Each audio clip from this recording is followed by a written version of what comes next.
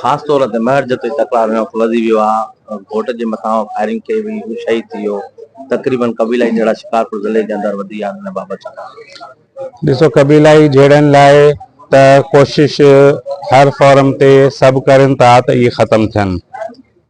महर जतुई तकरार में जेकॾहिं तव्हां ॾिसंदो वञी त महरनि ॾे ओतिरो ॾोह न निकिरंदो, छो त महर हिकिड़ी गैरतमंद इज़तदार ऐं कारोबार काफ़ी हद ताईं तव्हां हिते वेठा लखी तालके में तव्हां ॾिसी सघो था। गैरतमंद क़ौम आहे ऐं गैरतमंद माण्हू जेको बि आहे उहो न चाहींदो आहे त मां अहिड़ो ग़लति कमु कयां जंहिंमें पंहिंजे ऐं पंहिंजनि खे या पंहिंजे पसकेदाईअ में जेको आहे अहिड़ी का बदनामी थिए या गिला थिए। हर जाइ ते जेके बि पुराणा बि ॾिसो, वॾा वॾा ॻोठ आहिनि, माण्हू हिते रहनि था, उन्हनि में अहिड़ी काई ॻाल्हि कोन्हे। हाणे हिन जो हिकिड़ो अमल थियो, फ़ैसिलो थियो हुयो, उन फ़ैसिले में इहा ई ॻाल्हि कई वई त हिकु त ॿिए पाड़े जो उन सां न विढ़ंदो ऐं जेको उन सां विढ़ंदो उन जो साथ न ॾियणो, बल्कि कोशिशि इहा ई करणी आहे त उन जो फ़ैसिलो थिए ऐं झेड़ो ख़तमु करायो वञे। हे इहे ॻाल्हियूं चई, उन खां पोइ सभु पाड़ा हिननि जा जतों जा शामिलु थी था वञनि, झेड़े में अचनि था ऐं ॾींहं जो बि चवनि था असां हिन में न आहियूं। बज़ाहिर सॼो हिकिड़ो प्लैनिंग सां सॼी शइ इहा करनि था पिया। अलीगोर ख़ान वॾनि सभिनीनि इहो चयो त बाबा फ़ैसिलो आहे, फ़ैसिलो थियो, हुन ते अमल न कयो वियो।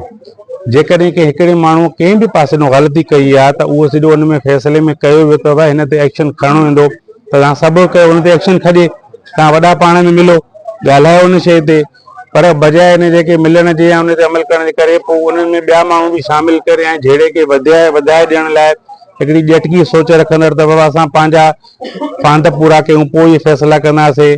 ऐं अहिड़े तरीक़े सां मासूम माण्हुनि खे, बेगुनाह माण्हुनि खे क़तलु करणु असां उन्हनि में कॾहिं बि शामिलु न आहियूं, न असां थींदासीं। तॾहिं हमेशह महरनि इहा ई कोशिशि कई आहे, सरदारनि वॾेरनि जेके बि असांजा आहिनि, त अमन अमान क़ाइमु थिए। असां अॼु बि चाहियूं था, सुभाणे बि चवंदासीं, छो त हिन वक़्तु असांजा जेके बि माण्हू आहिनि सभु जेके आहिनि उहे कारोबार ऐं हिन बहितरी इन पासे ते वञी रहिया आहिनि। अलीगोर ख़ान सां तव्हां मिलंदव, हे मिलनि भले, अलीगोर ख़ान आहे, मोहम्मद विश ख़ान आहे, वॾा वेठा आहिनि, उहो जेको बि फ़ैसिलो वठंदा उहो शइ थींदी। ऐं पर अहिड़ी कमु कंदा त तव्हां पोइ उन्हनि माण्हुनि खां पुछो जिन जा क़तल थियनि कयो था त उहे हिन ॻाल्हि ते अचनि था या नथा अचनि। बेगुनाह माण्हू जो कहिड़ो कसूर हो त माण्हू वञनि था, नंढा ॿार बि मासूम खे क़तल करनि था, इहा इंसानियत त आहे कोन। हिन वक़्तु साईं का ताज़ी सूरत जेका आहे, का कोशिशि वरिती वई आहे फ़ैसिले जे हवाले? बिल्कुलु कोशिशि त विच वारा वठनि था पिया, पर हाणे ॻाल्हि आहे त उन्हनि खे वॾा घुराए जिन जा क़तल थिया आहिनि उन सां ॻाल्हाईंदा, मिलनि, ॾिसूं उहे छा था चवनि, पोइ इनशा अल्लाह बहितरी कंदो, थींदो। पुलिस जे तरफ़ां क्या आहे? पुलिस भी पंहिंजे हिसाब सां एक्शन वठे थी। असां सभिनीनि खे मना बि कयो आहे ऐं असांजी कोई कोशिशि कोन्हे त असां अॻिराई का अहिड़ी क़िस्म कयूं। बाक़ी असां पंहिंजी डिफेंसिंग पोजीशन में हूंदासीं, असां कोन का अहिड़ी शइ कंदासीं। बाक़ी हाणे वधीक जेको आहे त वॾनि ते दारो मदार आहे, उहे जेको बि टाइम रखनि फ़ैसिलो थिए, बहितरी सुठी ॻाल्हि आहे।